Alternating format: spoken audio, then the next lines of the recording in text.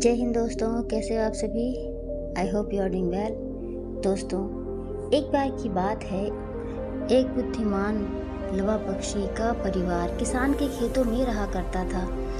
उनका जो घोंसला था वो बहुत ही आरामदायक था। परिवार में सभी सदस्य बड़े ही प्यार से रहते थे। एक सुबह की बात है, वह अपने बच्चों के लिए भोजन तलाश करने के लिए निकला हुआ था। पहले माँ ने कहा, देखो बच्चों, किसान बहुत जल्दी अपनी फसल काट कर आएगा।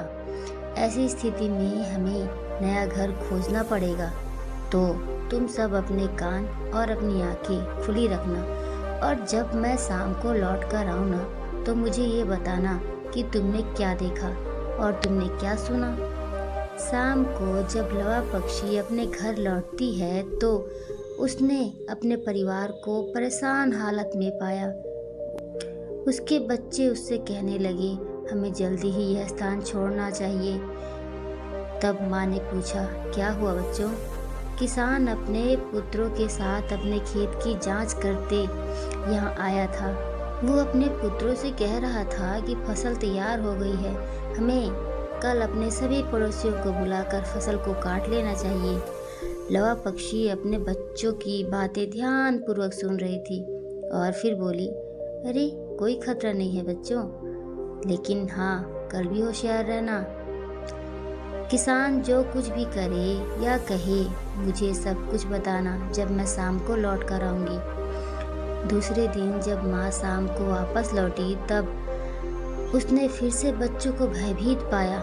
माँ ने पूछा, आज क्या हुआ बच्चों।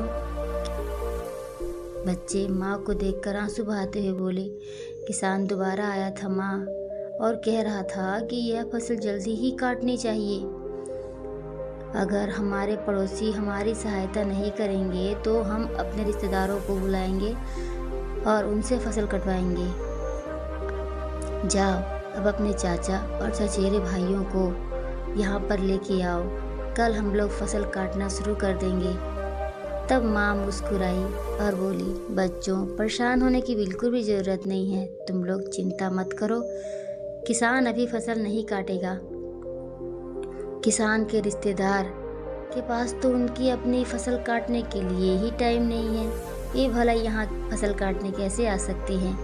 अगले दिन लवा पक्षी फिर से बाहर चली गई और बच्चों को वही बातें बोलकर चली गई। जब लवा पक्षी शाम को अपने घोंसले में वापस लौटी, तब बच्चे उसे देखकर चिल्लाने लगे, ओ माँ, यह किसान आज कह रहा था कि यदि उसके रिश्तेदार और पड़ोसी फसल काटने नहीं आते हैं तो वह खुद अपनी फसल काटेगा।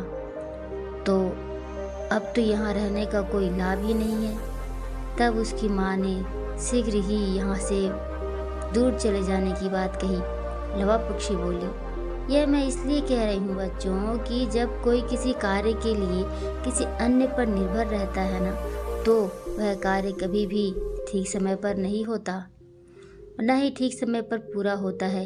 परंतु यदि कोई व्यक्ति अपना काम स्वयं करने का ठान ले, तब उसे संसार की कोई चीज़ उस काम को करने से नहीं रोक सकती है।